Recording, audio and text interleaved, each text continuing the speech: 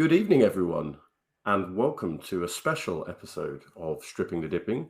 I'm flying solo in the co host chair today. I'm the modern day Marvin Gaye, standing in for the modern day Morgan Freeman, aka F1BLAG. And I've got a really special guest today.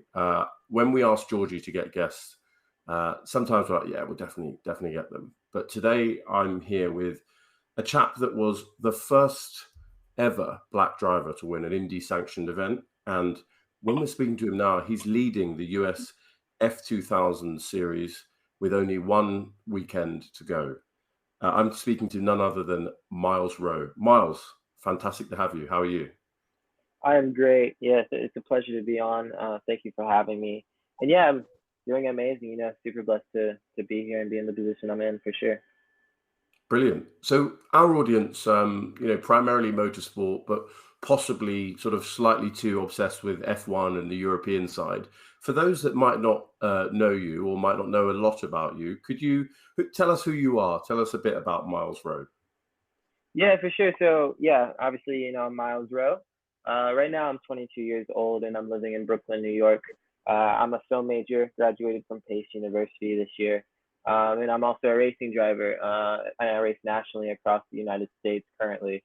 I race in the USF 2000 championship that is part of the Road to Indy, which is basically a development series. You can kind of think of it as like college ball, for instance.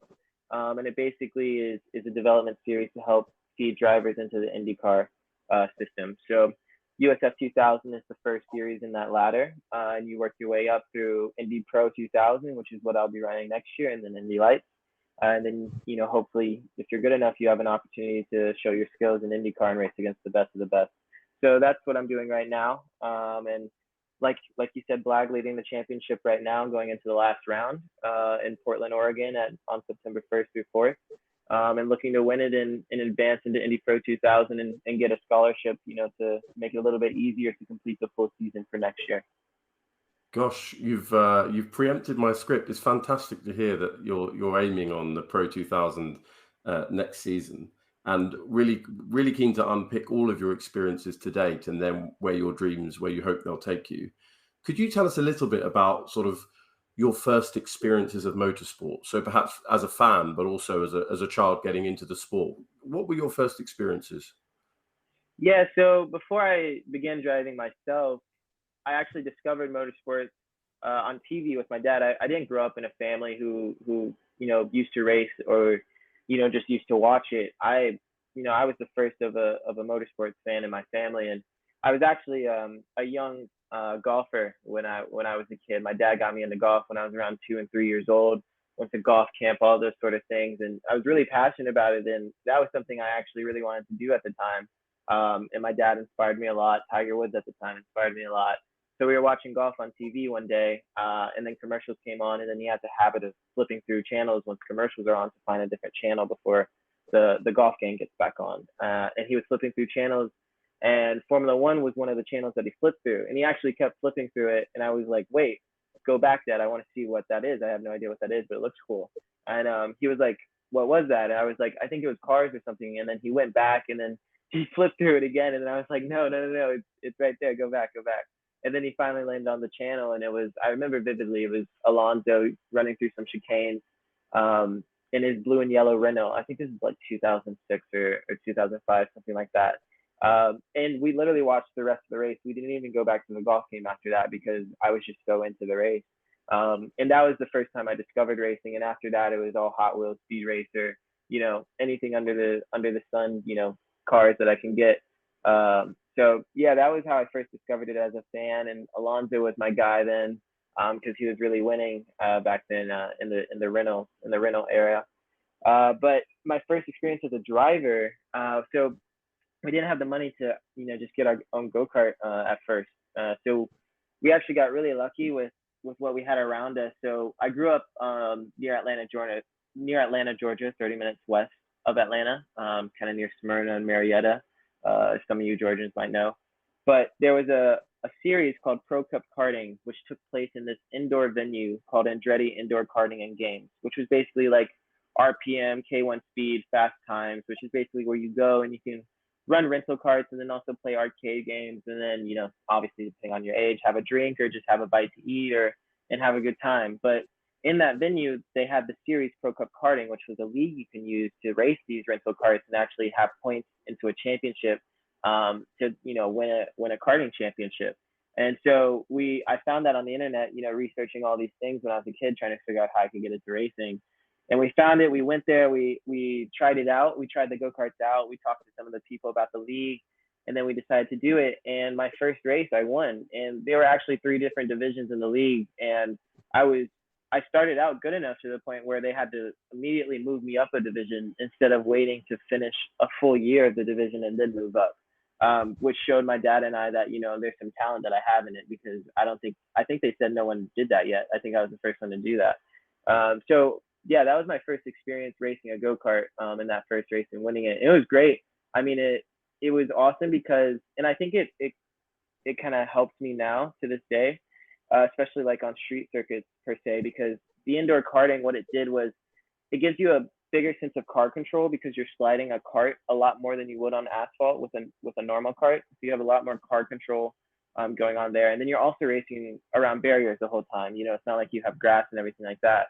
So when I get to a street circuit, it always reminds me of where I came from the indoor karting venue and racing against the barriers, constantly, sort of a thing. So that was my first experience, and I would not change it, for the world. That was definitely the best way I could have got into racing, whether I had money or not, sort of a thing.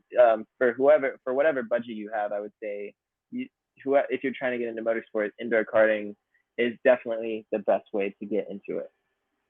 That's fantastic. And, when you were talking about being, let's call it a child prodigy in golf, I was thinking, is this guy going to be one of those people you meet that is good at what they put their hands on? And then you won your first go-karting event and were moved up. That's really impressive. I mean, do you have a sense, and maybe it's difficult if you have a natural talent, but do you have a sense of what made you already sort of capable of driving a kart quickly from the moment you put your bum in the seat? Yeah, I mean, that's hard to say. I mean, because off of that, I would say, I definitely put time into that first race. I definitely looked at my videos, definitely looked at, what GoPros they had, running on YouTube of the track layout, where they're braking, where they're accelerating, how they're pitching the kart into the corners, their lines per se, and then watching, the greats of F1 and IndyCar, just watching their techniques and learning how they get off, the brakes and onto the throttle and how they manage the momentum of the cars. Definitely did my homework. But I don't want, it's not like I don't think anyone didn't do their homework, sort of a thing. So I think it's just, especially if you have a talent, it's just about, taking the action and really getting to where you want to be, or starting at least where you want to be, to see, what you can do. And the thing was my dad luckily believed in me, and I believed in myself, and it was just about going out there and doing what I had to do. And that's just what I did. And yeah, I did the homework for sure. I made sure all the variables were covered. But yeah, just, took a chance on myself. Its head on young shoulders, and that sort of research seems like pro level. So no, fantastic. So you did indoor karting, and then where did you go from there? Did you go into single seaters, or what happened there? Yeah, so it was a little road from indoor karting to my single seater days currently. So that series, actually, I kind of evolved with that series for a little bit for the start of my career. So I did that indoor series. They moved me up in the division. I won the championship in the division they moved me up in when I finally did a full year. And then the series evolved into an outdoor rental karting series. So it was no longer indoor rental karts. It changed locations to Dawsonville, Georgia, at Atlanta Motorsports Park, and it went to outdoor rental karts. Same league, basically same drivers, but there was a few more people because it was in a different location. And then yeah, we ran outdoor in a really awesome karting track out in Dawsonville, Georgia. And then I can't remember to this day, it was second or third in the championship. We didn't win it, but we were really close. And it was a really good fight. But that was my rental karting day. So I did 2 years of that. And then that's when I went into the more, widely known, where people get their own go-kart, run national championships, sort of a thing. And we were able to do that because we actually got sponsored. We got sponsored by Lucas Oil at the time. And then Core Power also, which is a protein shake. And so that helped push us to get our own go-kart, and keep going. So we got our own go-kart at Mooresville, North Carolina at the GoPro Motorplex. And that was actually when I met Will Power. I met Will Power for the first time when I got in my go-kart for the first time at the GoPro Motorplex, which was really cool. But once we did a few, sessions there, that's when we decided to do some races. So we did some races at the GoPro Motorplex. But that was only a little thing that we did for training. The real races we did was a series called WKA, which stands for the World Karting Association, which is a lot of East Coast racing, go-kart racing. And we did all right in those. I mean, a lot of the kids, they start from anywhere from 5 to 8, and then sometimes they can go as late to starting at 10 years old. I didn't start indoor go-karting until I was 12, and I didn't get my own go-kart until I was 14. So I was a little behind. So we were mid-pack for that whole year. And then we also got taken out a lot. There was a lot of races I didn't finish. And then we did another year of that. This time we were in WKA, and then another championship called USPKS, United States Pro Karting Series, which is another East Coast championship, but they both kind of intersect, and kind of the same drivers mainly go to both series. So we did that for 2 years, and we never finished a full championship. We did probably half the rounds in both years. But we got sponsored in the second year by Champion Spark Plugs, which then fueled us to keep going. So in our third year of racing, we decided to do a Skip Barber Racing School. And then we did the United States Pro Karting Series again, and we only missed one race this time because of our sponsorship. And we finished, I think, top 5 in the championship even after missing one round. And that was really good. So basically went from indoor go-karting for 2 years and then 3 years of outdoor go-karting. And then we went to the Skip Barber Racing School in the latter half of that third year. And that's basically kind of what you have to do to get your license to race in SCCA or Road to Indy sort of a thing. So this was 2016 when I finished go-karting. 2017 was when I started the Lucas Oil Formula Car Series. So this is my single-seater day. So it basically went from 2014 when I got my own go-kart to 2017 when I went to single-seaters. And because I did the Skip Barber Racing School, that is the reason why I was able to do single-seaters. So it was a big credit to Champion Spark Plugs at the time, who really helped get us into the transition into cars, because it was the school's not free, obviously, so you have to pay some money. So it definitely helped with that, and to get us into that series. And we could only do 3 events in that series, which was a total of 6 races, because it's 2 races per event in the Lucas Oil Formula Car Series. But luckily, the 3 events that we particularly chose actually counted as a winter series. So we did 6 races, won 3 of them, and then we ended up technically winning a single-seater championship. It wasn't a full, wasn't like it was 10 weekends, but it was 3 weekends that counted as a championship, and we ended up winning the Lucas Oil Formula Car Series Winter Championship, which was awesome. And I must say, I think that's the only reason why I got back into single-seaters, because I took a hiatus after that for 4 years, because we just didn't have money, unfortunately. Unfortunately, we had great success in that series, but we just couldn't get enough funding to, go into USF 2000 after that, or any other series. So I took a hiatus for 4 years. That's when I got into college, really started buckling down on filmmaking and everything like that. And then Force Indy gave me a call about running for them. And I think the only reason was because, well, they were looking for diverse drivers, obviously, but I had a championship under my belt in single seaters in the Lucas Oil Formula Series. And I don't know many other black drivers who have that kind of result. So that Champion Spark Plugs and how they got me to the Lucas Oil Formula Series is the reason why I'm still running single seaters. But that was basically my journey from indoor go-karts all the way to single seaters, and then progressing into the USF 2000 series. I mean, I don't think people understand the detail of how careers progress, but to me that seems incredibly rapid, to go from rental to owning your own car. All of a sudden you're in a single seater, and you're kind of building your success as you go. I'm really fascinated because you said we quite a lot there. Were you doing this with your dad, or by that point did you have other people with you? Like, it feels like you've got a team around you. Yeah, I mean, I definitely have a great support system. So at the time, when things were a lot smaller, it was definitely me and my dad. Obviously, my mom supporting me and my brother as well. But it was always my mom actually went to, because she just gets scared, like moms can be this way sometimes. So she went to my first go-karting race, like with my own go-kart. She went to the very first one. And then she never went to a race after that. She's been to a few of my single-seater races in USF 2000, but it was all of that time from the first go-karting race to USF 2000 since she's seen a race. So that's just a funny, side fact. But yeah, I mean, it was mainly me and my dad, running to the track and everything. My brother would tag along too, which is awesome. Christian. He's into like motorbikes and things like that, so he loves that. So he loved to tag along back then, and when we were tugging the trailer up to Mooresville, North Carolina from Georgia, which was about like a 4-hour drive, because Atlanta Motorsports Park was the only track we could go to in Georgia, but you had to pay a membership per month, which was basically like paying rent in New York City.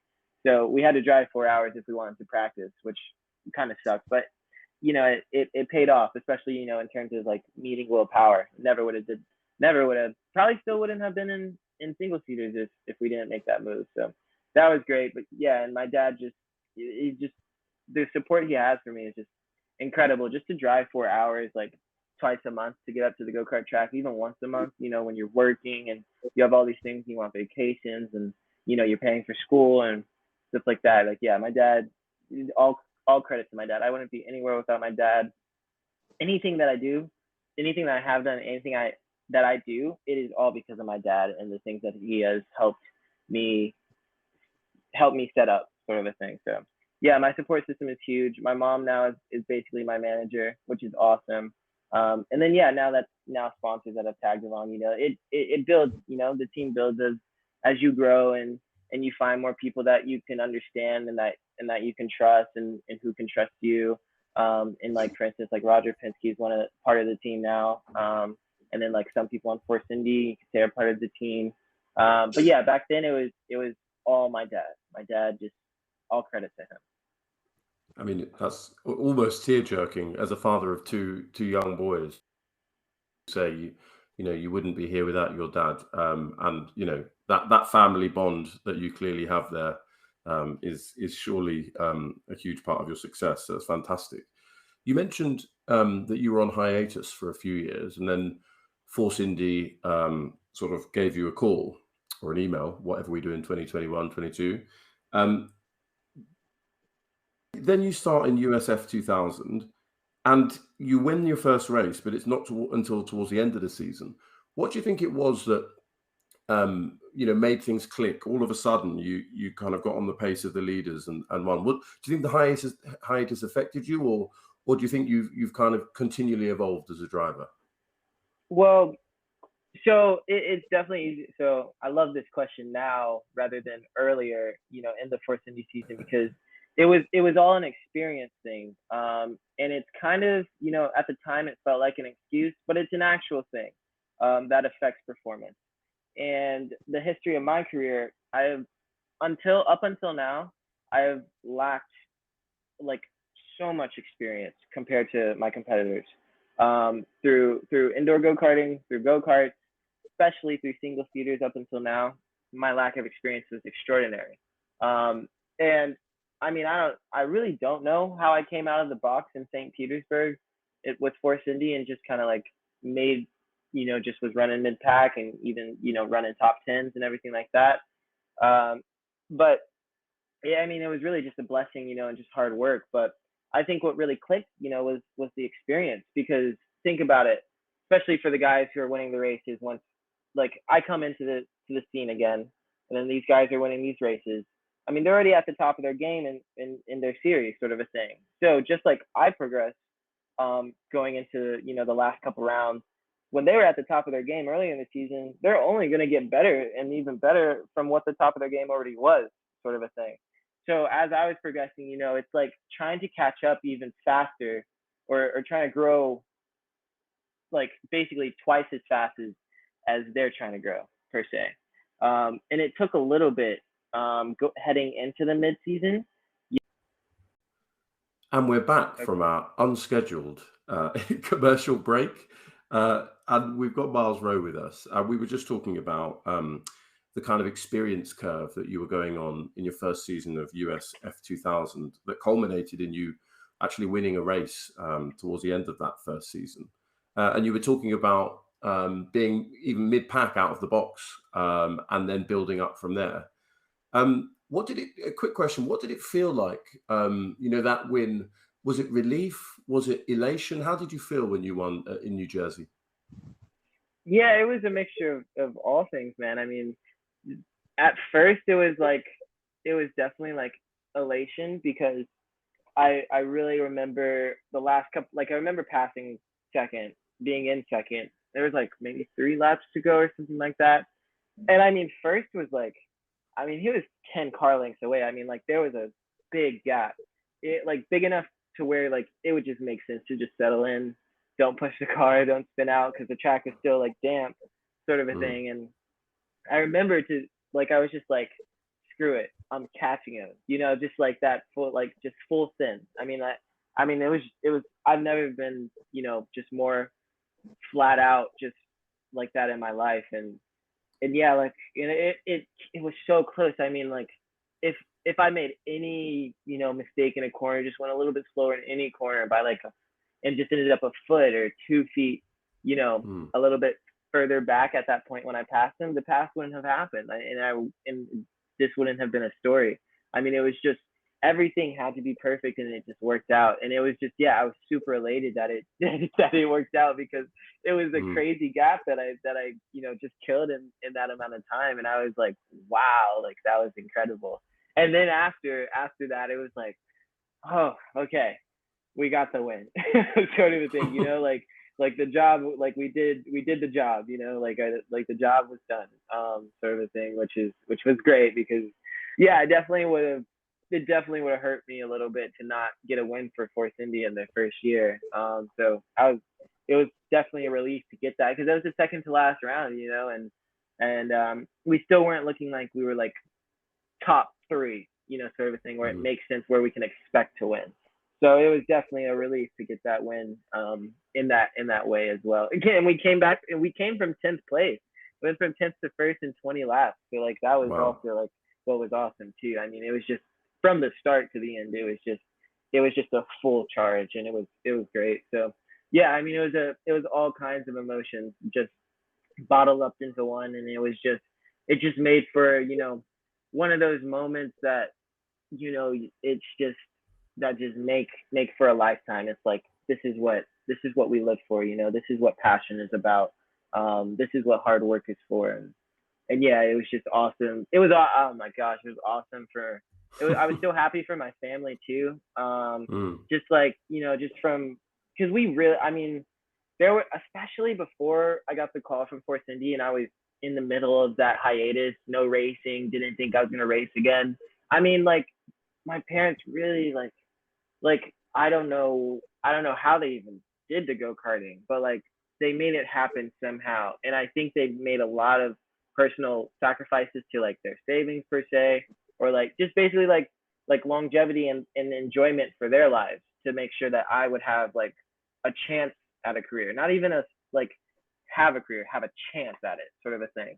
And I would feel so bad, like I'm not racing anymore, like it didn't work out.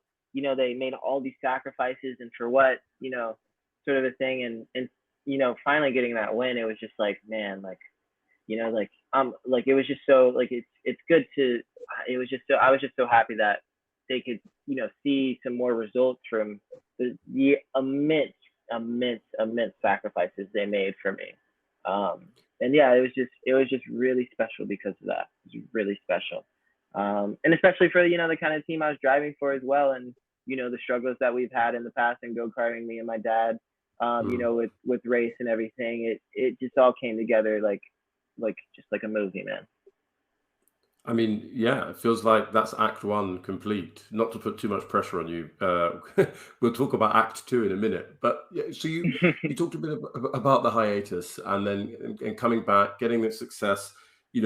Rookie driver, rookie team, winning a race in that season is an incredible feat. Then, am I right in thinking that Force Indy decides they're moving up they're moving up to Indy Lights, I think. Which Right. is that right? And so you were without a drive for 2022 for some time. Is that right? Yep. Yep. hmm Uh, Yeah, it was. Yeah, go ahead, sir. yeah. Well, no. Please tell us how did that feel, and tell us about your winter and the GoFundMe. Yeah.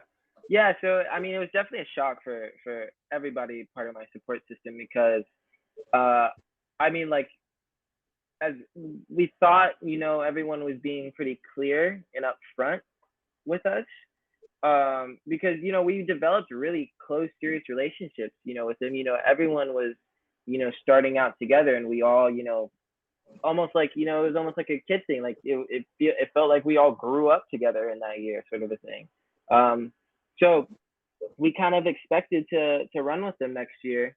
We didn't we did because of what no one said anything about changing anything for next year, and we were confident that we were expecting to have maybe two USF 2000 cars for the year after. But obviously, that wasn't the case. But yeah, it was just a big shock at first. But I knew, racing's a business, and I knew there was a reason for it. It wasn't just because they didn't like me. I knew they loved me. I definitely wasn't too mad about it because I know how the racing business works, and it was the kind of thing where I didn't stop filming, I didn't stop taking photos, I didn't stop focusing on school or any of that because I kind of kept it in the back of my head. Anything can still happen at any time. So I definitely, like, because of my mindset, I definitely wasn't run over by a bus by that. But yeah, it was a Mm, shock, and yeah, definitely my support system wasn't too fond of that because yeah, it was definitely a not the best move to play for someone that you support and say you trust and say you want to help build up with mm, yourself. It was definitely very weird. But yeah, like it just took some time to figure out what we were gonna do. Have a few more conversations, figure out the path for the future. Yeah, definitely like reaching out to the community. My wide support system of fans and supporters, and I basically just put it out there. If anyone wants to, I'm not asking for it, but like let's say anyone with any money, if you just want to feel like you're contributing, here's a link or here's a pathway for you to contribute and feel like you and actually contribute. And that's what I did. And I mean, the results were astounding. I mean, my support system of fans and supporters is just, I mean, it's incredible. I did not know it was going to be like this at all to any extent. But I mean, like, it's phenomenal. And some of them would come up to me, in the paddock at the races and talk to me. And it's just, sometimes it makes me tear up because it's like, I'm meeting you for the first time, and you've given me money. Like you've given me more than like $100, and you haven't even talked to me once, sort of a thing. And you want to see me succeed, and it's the kind of thing that makes me tear up, man, and makes me super grateful, and just blessed to be in this body, to have the opportunities I have, to have the support system I have, and yeah, it just pushes me forward, man. And yeah, once I saw the support from the support system, I knew it wasn't over, and I knew I just had to keep my head down, keep working hard. And yeah, it ended up working out with Augie Paps giving me a ride for the Paps racing team, which was great. He put in a lot of work to making sure I could get on the team and actually drive for him, and look where we are now. It's the efforts are really paying off, really paying off. So yeah, all credit to the support system and Augie Paps on that one for sure to get back racing for 2022. I mean, every answer, there's a mix of the amount of adversity that you face at every step. You talked about the business of motor racing and so on, but then also a kind of level-headedness, and that's fascinating to me. That 22, I think I don't want to tell you what I was doing at 22 or my level of maturity because facing those setbacks, would have probably, any one of those would have probably knocked me back.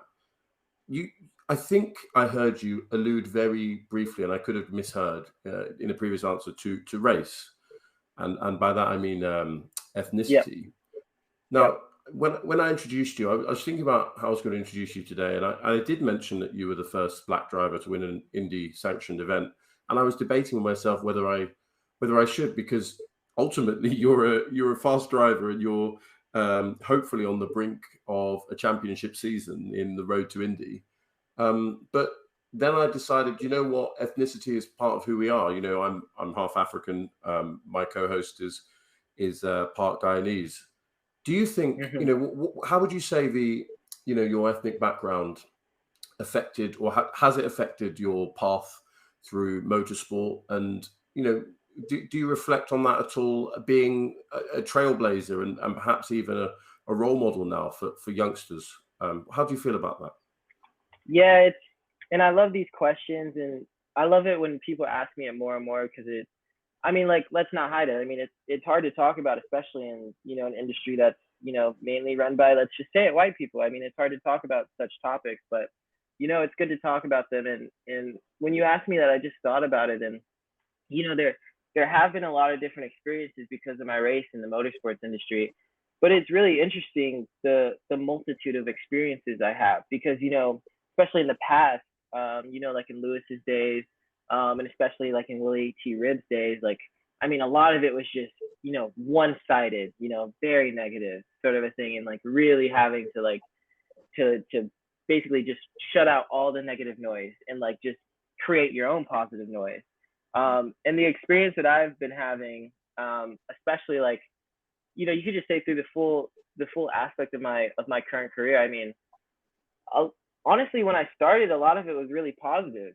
It was a lot, especially like referring to the indoor go-karting. I mean, like, everyone was like super happy I was there. There was another black kid there as well. I think his name was Tejan. I can't remember his last name, but and he was really close. He was really close to us in the championship too, and it was awesome. Like, everyone was really supportive that there was like diversity. And then, we got the go-kart, and then it was like a weird twist. It went from, all positivity to like, I felt like just immediately I had a target on my back. It was a crazy, like, just a vibe switch, like, it was just a whole vibe switch from the indoor karting paddock to the outdoor go-karting paddock. It was like everyone's staring. Everyone's like, who is this black kid here? Is he fast? Is he slow? Is he good? Is he bad? Basically. And but like I said, there was a balance of it though. You could definitely, and it happened on track and off the track. There were some people who you just couldn't talk to, you just couldn't look at, because they just looked like they just didn't look like they wanted to be approached by you because of just your target that you had. You just looked like you couldn't approach certain people. And same thing on track, you had to be extra cautious around certain people.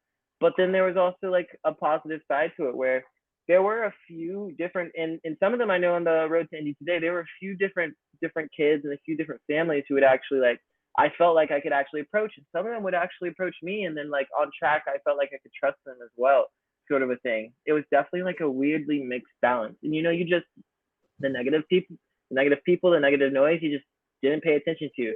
But I didn't have to create my own positive noise, or at least not nearly as much as Lewis Hamilton and Willie T. Ribb had to do. I definitely had a lot more positive help from families and people that helped me, that helped create, positive noise for myself. I didn't have to do it all myself, which was great. And that was basically the outdoor karting scene. And then it was another switch to Lucas Oil from the series, where it was just like the indoor karting scene, and it was actually really positive. Everyone was super happy I was there. Nothing like the go-karting scene. I mean, honestly, the go-karting scene was the worst one. There was more negative noise there than I've experienced anywhere else.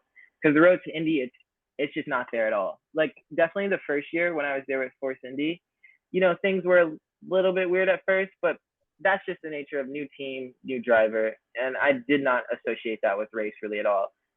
Especially, once I was there for 2 or 3 events, a lot of more people seemed to like, just, not like, not a lot of people talked to me in the first year, but it wasn't like go-karting where it didn't seem like where it seemed like I could not talk to them. It seemed like I could approach them if I wanted to, but it seemed like I had to, like, sort of a thing. And there's been a little bit of a target on my back in RTI, I feel like, especially in the first year.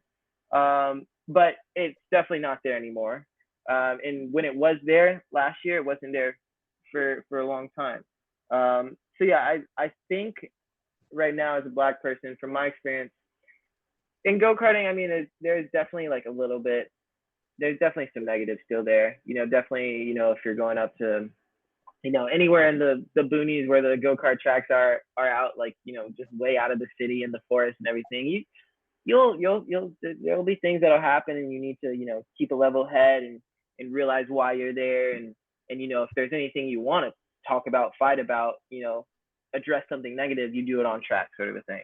But I've never felt that way in any single seater series, and the indoor go-karting championship's been great as well. I think the world's changing very positively now. I think social media has a good influence, and just technology in general, the internet, has helped us, all come together and realize, what positivity and happiness and connection and communication, what the real benefits can be, and how destructive, they can be if you try to, abuse those things. So I definitely can say, the industry is getting so much better than it was. And there still can be some improvements, but it's I like to be that person and say, I've been treated really well as a Black person in the motorsports industry, especially now, especially 2018 through 2022 so far. It's been great. I mean, it's quite difficult not to draw parallels with Sir Lewis Hamilton in a non-tokenistic way, because just hearing you say, doing your talking on the track, I think that echoes words that he or his father have said in the public before. And you're certainly doing your talking on the track this season. So you go from, your rookie team, rookie season, they move up to Indy Lights, you're without a drive, and then you and you call it your extended support system, find a way, and you're at Pabst Racing. Did you expect to be in this position, leading the championship with 1 weekend to go? Oh yeah, completely. Yeah, I mean, that's what I came that's what I came into Pabst Racing in 2022 to do. I mean, I knew I'd be here.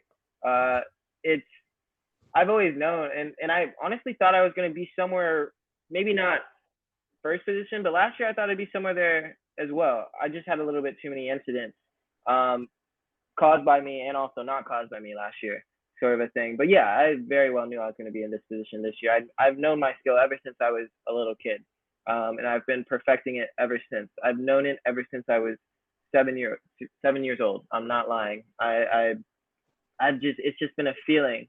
And the amount of trials and tribulations I've been through in go-karting, I mean, I really could have quit so many times. I mean, especially the amount of times I've lost.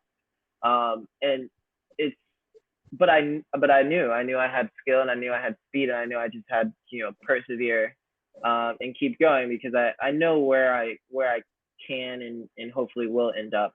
And it's just about getting through time, being patient, and doing what you have to do to actually get there. And this is one of the things I have to do: win this championship, show up, perform, and that's what I'm doing. And I definitely knew I'd be doing it this year for sure.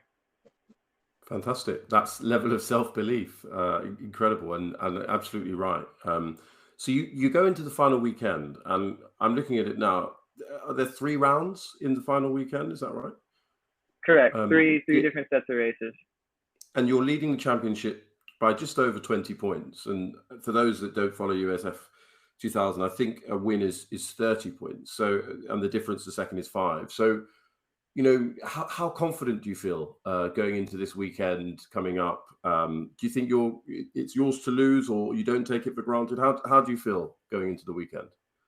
Yeah, I'm pretty relaxed, honestly. I'm treating it like a normal weekend. I mean, it's kind of like a weekend in Mid-Ohio that we have this year. So there's 3 different races, but unfortunately we only have 1 qualifying session.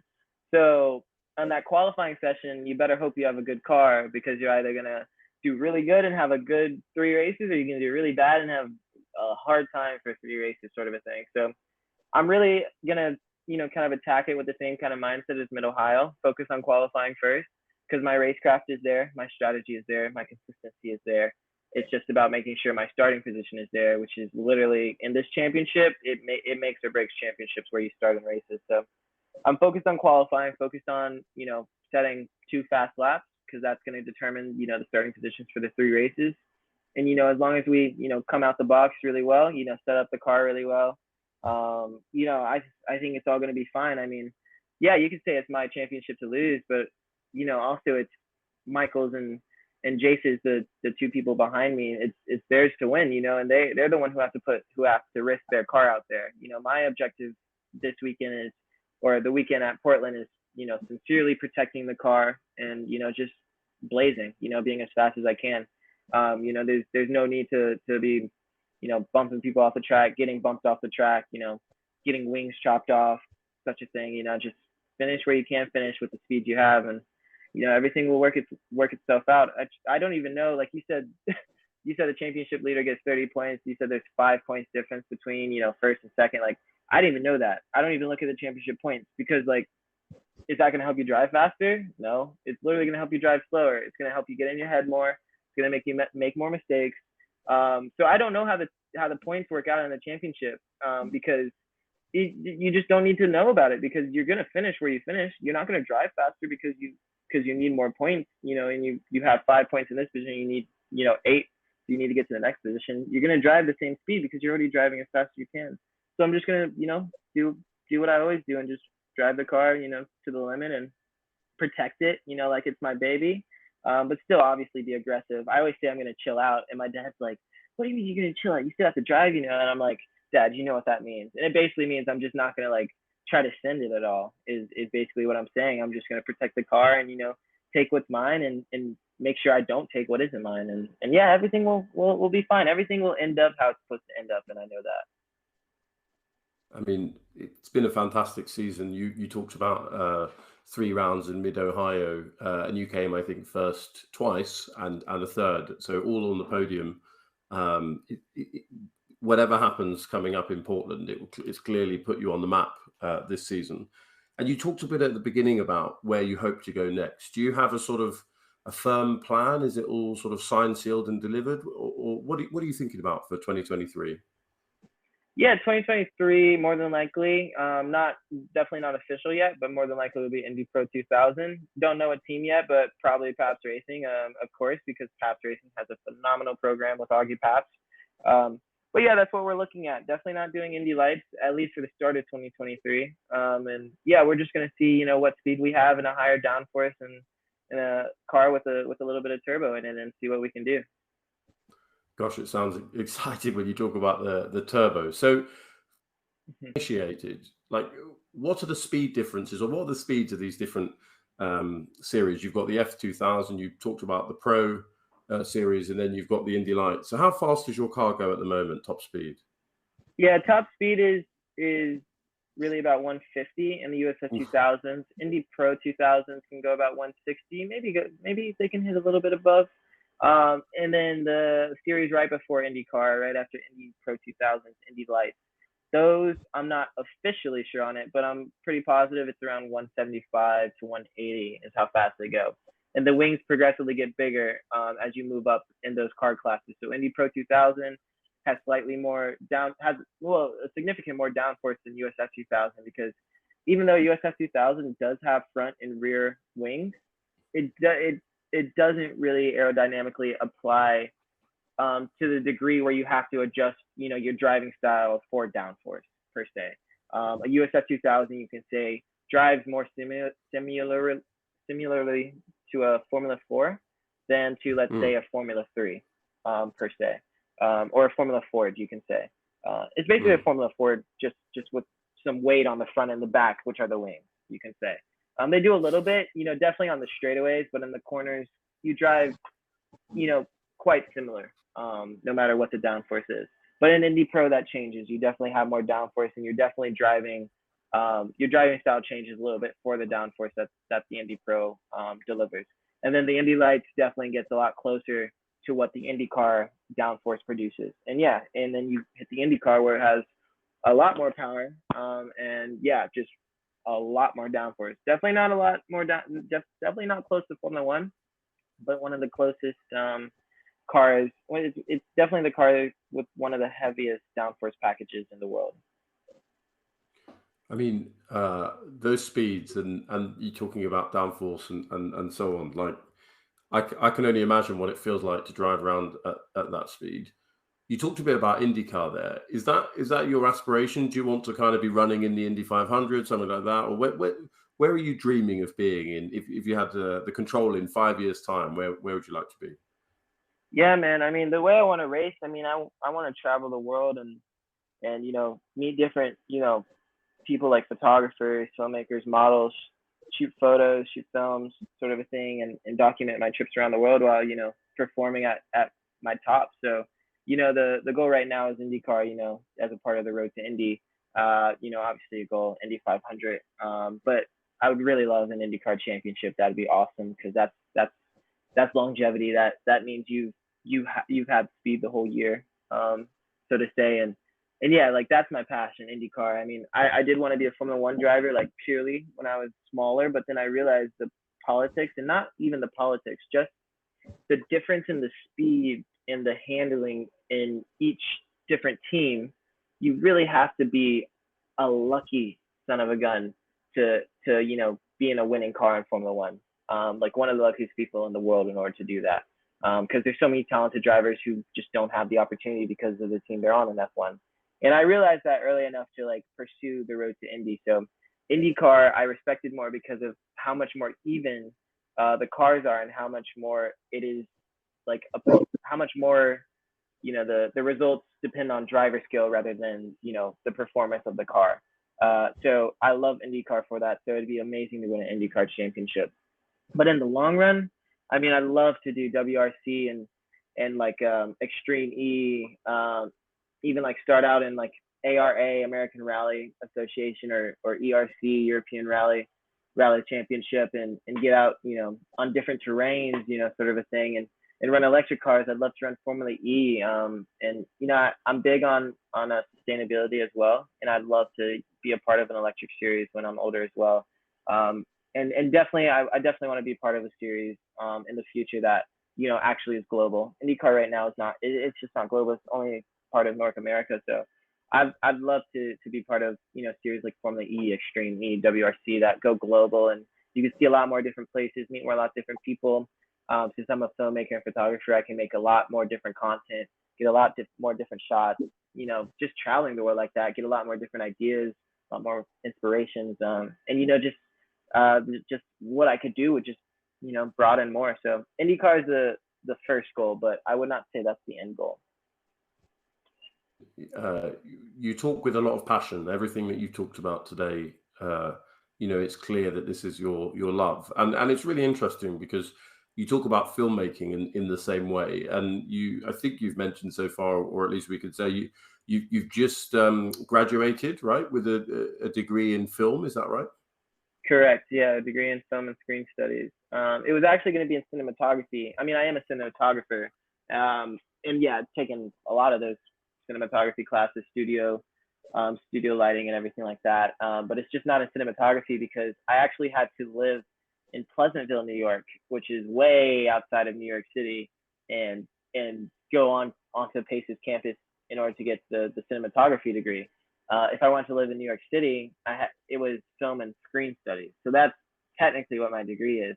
But I did that so I could live in the city and connect with all these different, people, like all these different creatives and artists, and broaden, my network of creative people. And yeah, that was the best decision I could have ever made. So my degree is in film and screen studies, but I am a cinematographer. And that sounds fascinating, and you traveling the world, racing on a Sunday, but filming, your exploits sounds incredible. Is there anything out there in the public domain already that you've produced? Anything we can find online? Yeah, there's a short film that I produced about a year ago called Indigo, which was directed by Matt Hinion and Chris Angeles. They're two of my buddies, and also my partners in the film industry. And yeah, they're just great people, great creative people. Chris is an actor, Matt's a director, and we made this short film a little bit ago out in New Jersey. And it's a great piece, man. I think it's still on my Instagram. If it's not, I'm definitely gonna link it back up again. But yeah, that's a little short film. It's like how do I describe it? It's a little bit like Bonnie and Clyde-ish, you could say. It's definitely got inspirations from that, but it's like definitely like a what do you call it? It's a killer film, like a dark film. a very dark film, but it's amusing. You know, the way the actors are, the way the script is handled, and sometimes the way the shots are played out. But Matt did a really good job directing everybody. Chris was an amazing actor in it.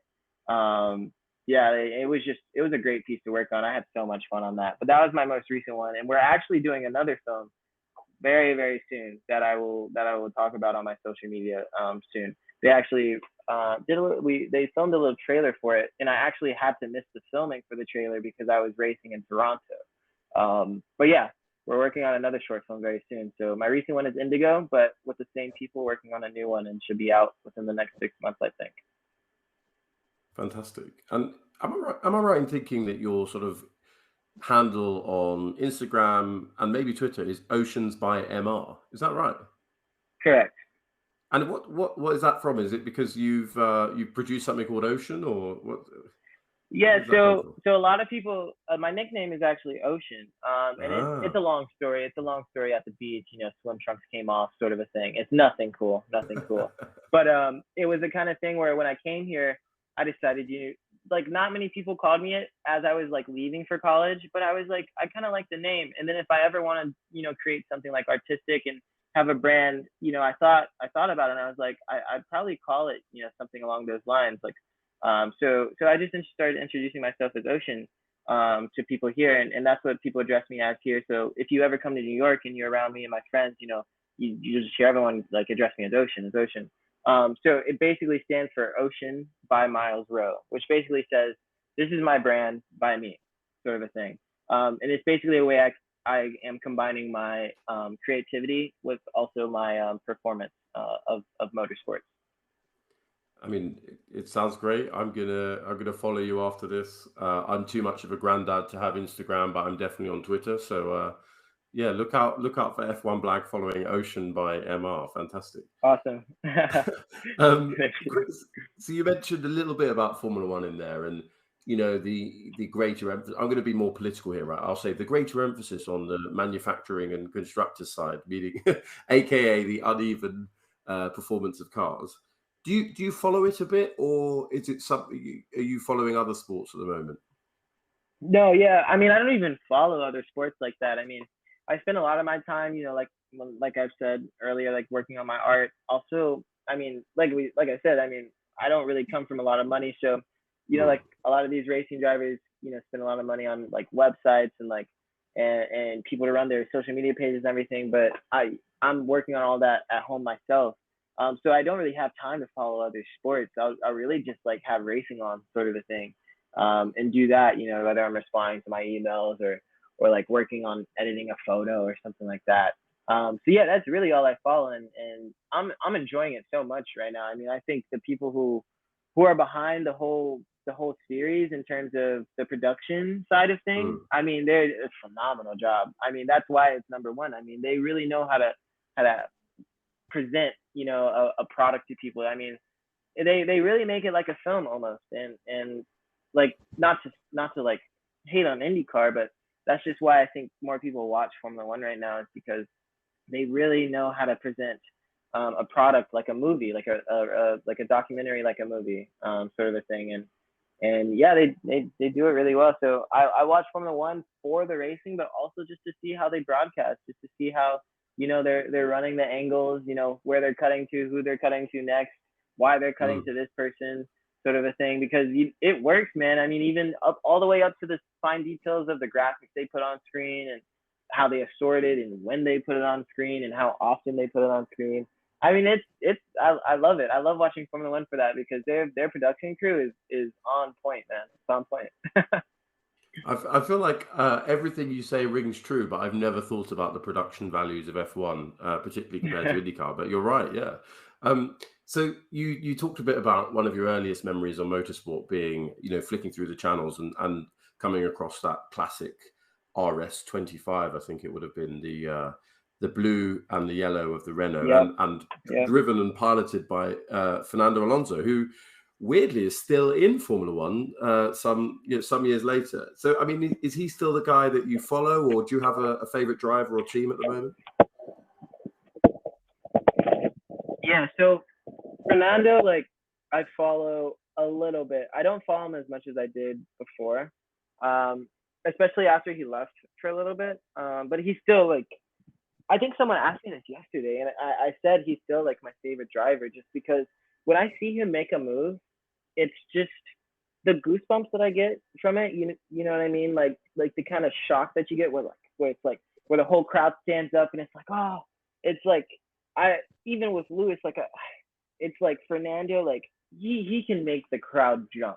Fernando, like in the car, like Fernando's just he's just exciting to watch. The way he drives the car with so much energy, and I think and like I'm saying Lewis because like I never really know who to say because I love them basically the same. They're basically two of my favorite drivers, and I can't say which one's better. But in terms of like the excitement, just which is what fans love. That's what fans watch the racing for. I mean, Fernando does it.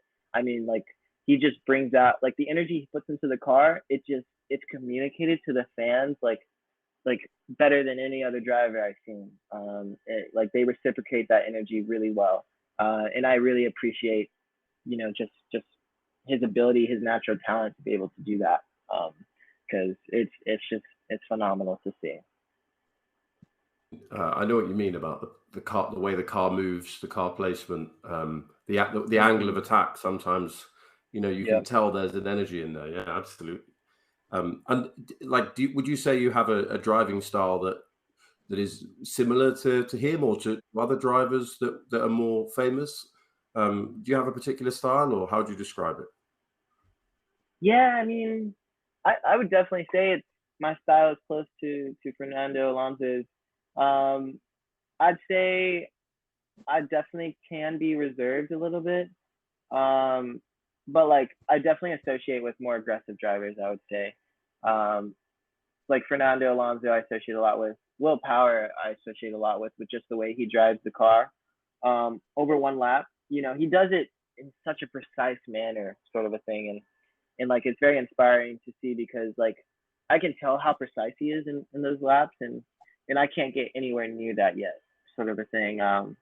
But I try to, like the way I drive, like I drive like I want to, perform like Will Power on a one lap and yeah, so like I identify with him a lot with that. Rinus VK in IndyCar, I mean the way he passes too, it's like I identify a lot with that as well. And then a little bit of like there's a little bit I feel like of Max Verstappen in there as well. Like a little bit, just I see Max like I can see sometimes the way he plays strategy in his mind. Same thing with George Russell. I feel like they're both very very similar, and I identify with them both a lot. I think.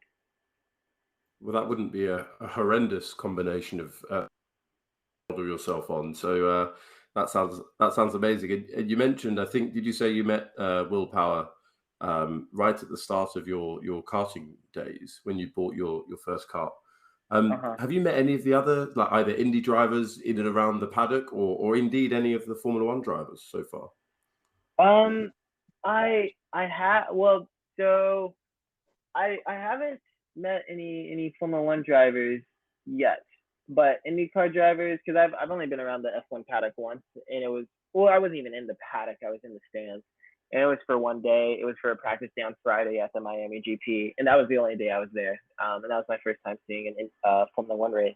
So I haven't met any Formula One drivers yet. But IndyCar, I've talked to a few. And all of them are really all the ones I talked to are like really awesome. Like I talked to like well, Will is my mentor, so I know Will.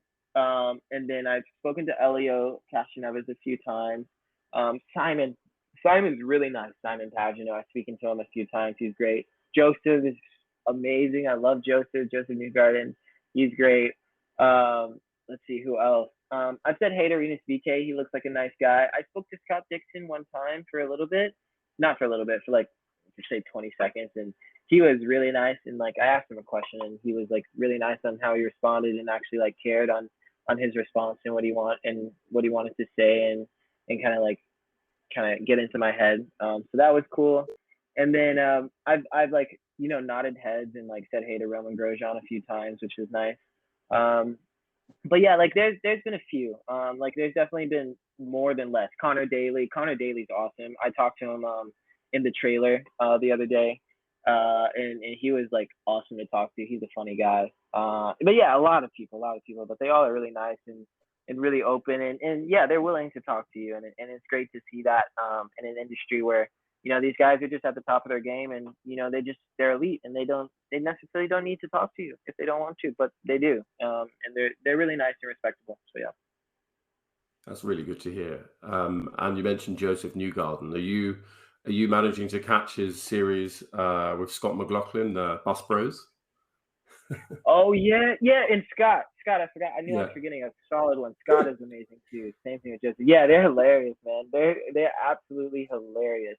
I mean, like, it's great they're doing a series like that. I mean, like, it's definitely putting the series on a little bit more, and it shows you can, racing is a very serious sport, especially with the amount of money involved. But it's really nice, they're showing, a really a loose side, a side that a lot more people can identify with, where it's like just funny and laughter and jokes and yeah, it's great. I think it's, especially, being part of Penske, which is another just crazy serious operation. It's nice. I think it's really good for fans to like identify with them some more and yeah, just appreciate the sport as a whole. Like, these drivers aren't just serious, but they can be funny, and they are funny, and they're just like, like a fan can be like, they're just like me, like he's making jokes like me, sort of a thing, and they can, it gives something a little bit more for a fan to relate to. So yeah, it's really, I think that's great. I think that's great. I think I'd observed something similar in the sense that Indy drivers seem more accessible. Even after a race, they're on Twitter, sort of interacting with fans or joking or flaming, whatever it is. So it looks like it's a kind of a community there, which is fantastic. Yeah, Look, it is. yeah, go on. Yeah, you'd agree, yeah. Yeah, most definitely, most definitely. Yeah, and yeah, I don't understand it. I expect them. I expect the opposite, but yeah, they're really like in the community, and they're actually like communicative and responsive, and yeah, it's great to see. Brilliant. So we've had a few drivers in your seat. One of them, most notably, was Mario Andretti. We were interviewing him a few months ago, and we asked him two questions. One of them is about motorsport, and one of them is slightly more trivial. So we have to ask you these questions, Miles. So the first one is the more serious one. Look, if you could drive any car at any circuit, which would it be? Ooh, Unlimited. Over to you. that's a good one. Okay, let me start with the track first. Oh, that's a tough one. It would. It wouldn't be any track let me narrow it down. It wouldn't be any track in the U.S. It wouldn't be a track in South America. Let's see, not a track in Asia, I believe. Oh, Suzuka. Oh my gosh, I have to drive on Suzuka before I die.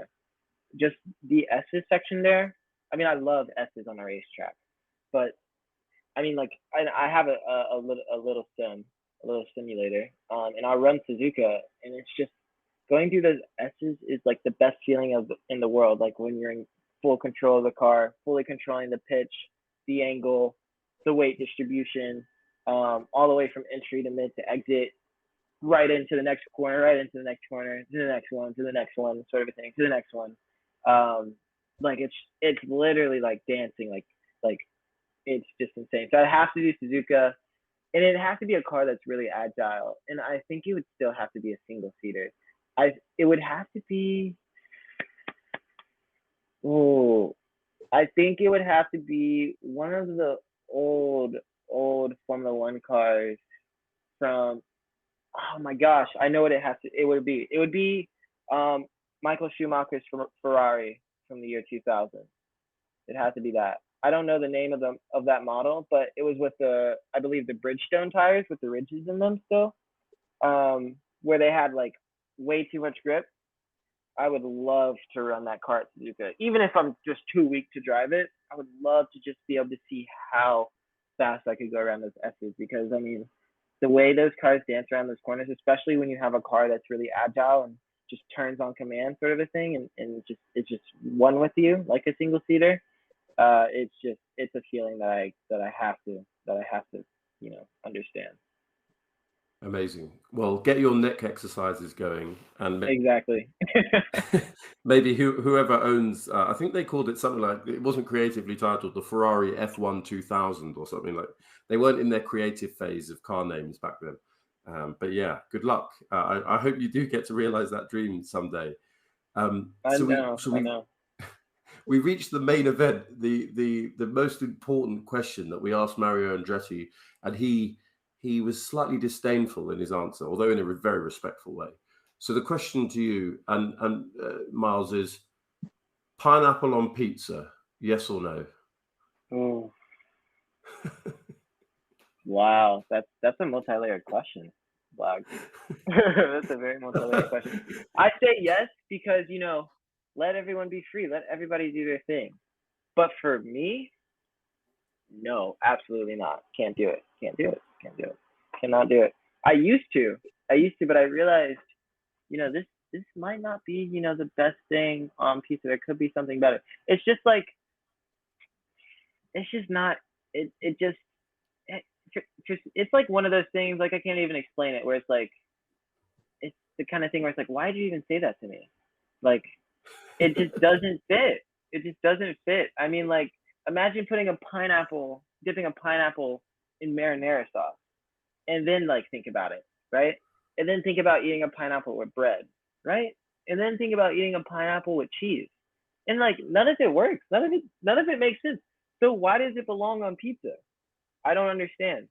But like also it's a yes because I'm all about, the free spirit. Let everyone do their thing. Let just everyone can do what they want. So yeah, you could Blag, you if we show up to a pizza joint in New York one day and you order Hawaiian pizza, you can have that. But I'm not taking a bite of that. All right. You could have my pepperoni, my cheese slice, my little margarita, and I'll show you what real pizza is, right? That has to be the most entertaining answer to that question that we've ever had. I think Mario Andretti's answer was one syllable. He was like, no. With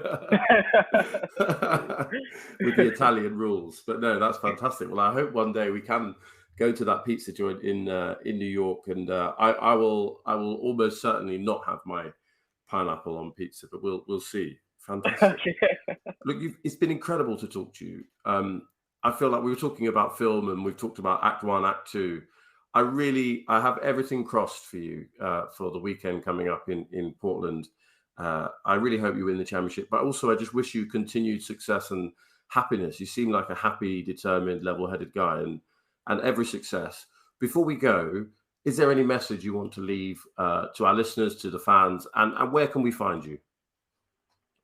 Yeah, I mean, well, a message. Oh man, putting me on the spot. That's great. um, I mean, I'm kind of a deep guy, so like I want to leave something meaningful for people. Um, I mean, here's something. I mean, because I'm trusting my gut. Uh, this is help. This is why I'm winning the championship right now. And kind of why I am where I am right now. Always trust your instincts. Um, and if you can't trust your instincts, figure out a way to train them. Always trust your gut. And if you can't trust your gut, figure out a way to trust it. Train your gut because when things happen or you're left with a choice to make, and one of them can lead you down a really, happy road, or one of them can lead you down a really, less happy and more negative road, and you don't know what to choose, and you don't know which one leads where, all you're left up with is your gut, and hopefully you can trust it, sort of a thing, and you don't want to come into that situation without knowing that you can trust your gut, and trust your intuition. It sounds very simple and even kind of stupid, but it's a real thing. When there's a big choice to make and you don't know what to do, and it comes down to just saying this choice or this choice, you need to make sure you know your instincts and can trust them, sort of a thing. Because if you train your instinct and you know how to use it, I mean, it can lead you down like really, really bright roads, sort of a thing. So always trust your instincts, never doubt them, and always stay in touch with yourself. Always stay connected with yourself, the energy that you're feeling, the emotions that you're feeling, and always make sure to stay in control. for you and for other people around you. Yeah. Amazing. Yeah. Thank you so much. Wise words. Of course. Usually people, Of course. but usually people say, "Oh, I'm writing a book." That's absolutely fantastic. Well, look, every success, every happiness will be following you here at Stripping the Dipping. I cannot wait to see what happens at Portland, but I'm also just even more excited about the future for you and where it goes. So this has been F1BLAG with Ocean by MR, aka Mr. Miles Rowe. Fingers crossed, soon to be the US F2000 champion of 2022. You've been listening to Stripping the Dipping. Goodbye.